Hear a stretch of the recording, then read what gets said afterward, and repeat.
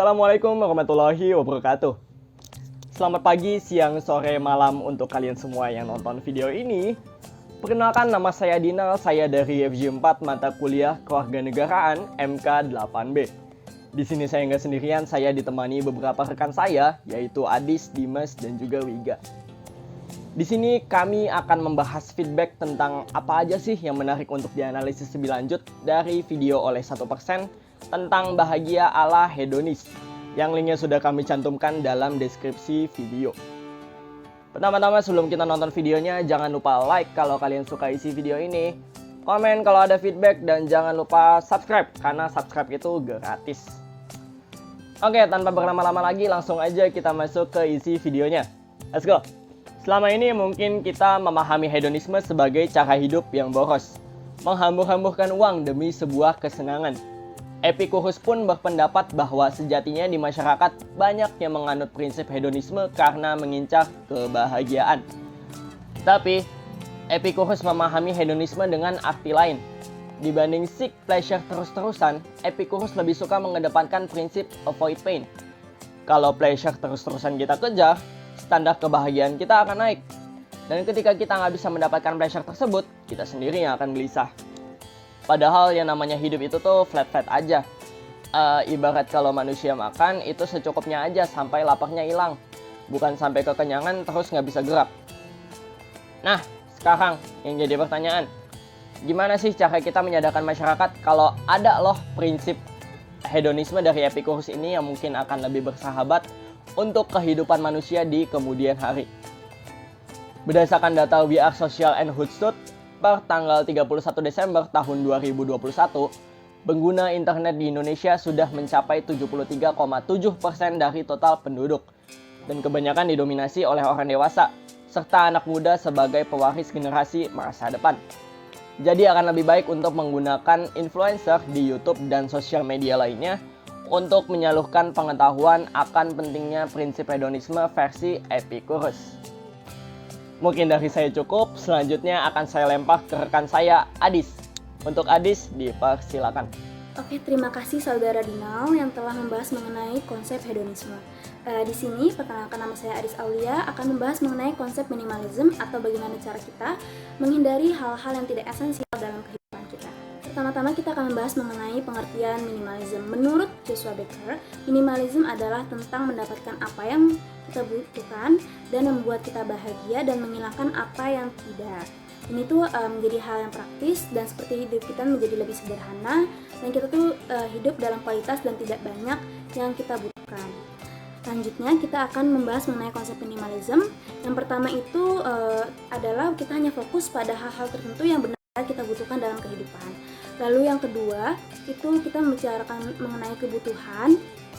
Lebih tepatnya, gaya hidup minimalism akan membantu kita untuk fokus pada hal-hal yang menjadi kebutuhan kita saja.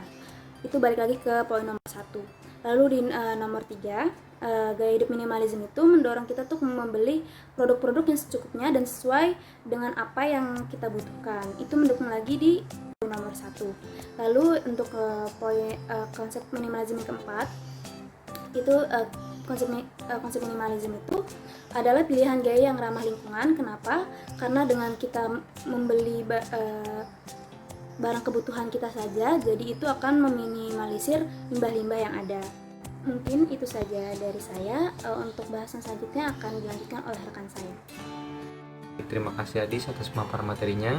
Akan saya lanjutkan bagaimana cara menurunkan standar kebahagiaan yang terlanjur tinggi akibat menjunjung tinggi sikap seek pleasure atau mencari kesenangan. Langsung aja, yang pertama itu adalah mengubah mindset tentang standar kebahagiaan. Karena kebahagiaan itu tidak hanya berpatok kepada kekayaan, jadi masih banyak hal lain yang jauh lebih menyenangkan, asalkan kita mau bersyukur dan mau menerima apa adanya. Jadi kebahagiaan tidak hanya berpatok dengan uang, dengan kekayaan, dan hal lain sebagainya.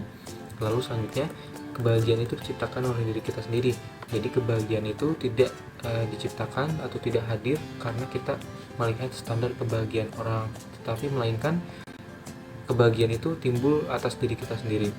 Kayak begitu. Jadi karena masing-masing orang itu memiliki standar kebahagiaan yang berbeda juga. Yang selanjutnya itu adalah berbagi, maka kita kan juga berbahagia. Kenapa? Karena ketika kita berbagi, kita kan selalu mendapatkan rezeki yang jauh lebih banyak tanpa disangka-sangka. Jadi bukan hanya sekedar rezeki aja sih yang bakal bertambah, cuman rasa bahagia juga akan tercipta dengan sendiri saat kita melihat orang yang kita bantu juga merasa senang. Oke, yang terakhir yaitu hidup sederhana. Jadi justru dengan hidup sederhana itu akan membuat kita makin bahagia. Kenapa? Karena dengan sederhana kita tidak perlu memikirkan dan memusingkan banyak hal. Jadi cara hidup sederhana yakni dengan tampil apa adanya, tidak memaksakan hal sulit dan menerima keadaan yang ada. Cukup sekian dari saya. Materi selanjutnya akan dijelaskan oleh teman saya. Silakan, Elok Sekarwiga. Terima kasih Dimas atas pemaparannya. Kini giliran saya, Elok Sekarwigati, yang akan membahas mengenai bagaimana menerapkan konsep hidup cukup untuk memperoleh kebahagiaan dengan cara yang mudah.